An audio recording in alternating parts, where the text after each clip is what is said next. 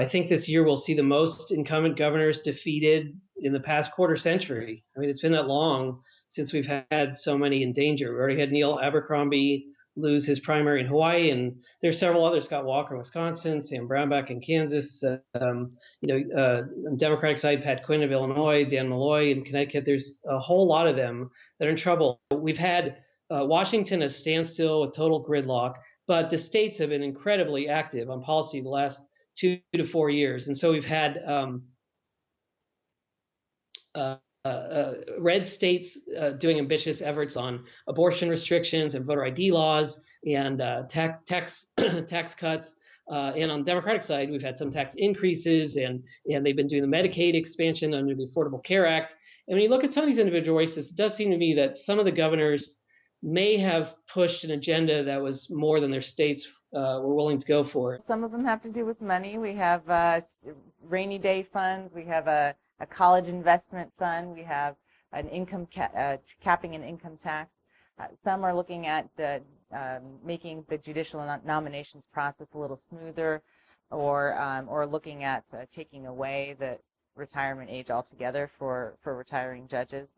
And some look at some have to do with state sovereignty, or limiting how foreign laws are applied in state courts. Everything from some sort of non-binding ballot questions in Illinois that seem more aimed at boosting Democratic turnout for Pat Quinn, who's in quite a difficult re-election battle for governor.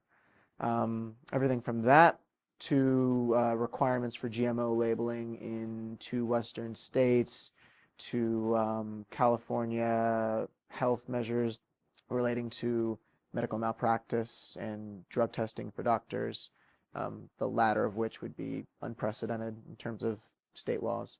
They really run the gamut. I wrote a story about 5 different ballot measures that all deal with election reform, but in pretty different ways. One deals with petition gathering and how hard it is to get a signature on the ballot.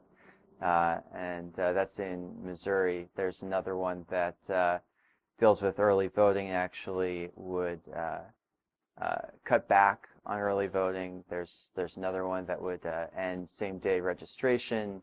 But then some of the other ballot measures deal with gun rights. There are actually 2 competing bills in Washington state that would make it possible to, or that would require universal background checks in the state, and there'd be one that would essentially prevent a universal background check law from happening in the state. Some of the bigger ballot issues that I'm seeing are in Florida, where medical marijuana is up for a vote, and it would become the very first southern state to ever pass medical marijuana, and GMO labeling in Colorado and Oregon.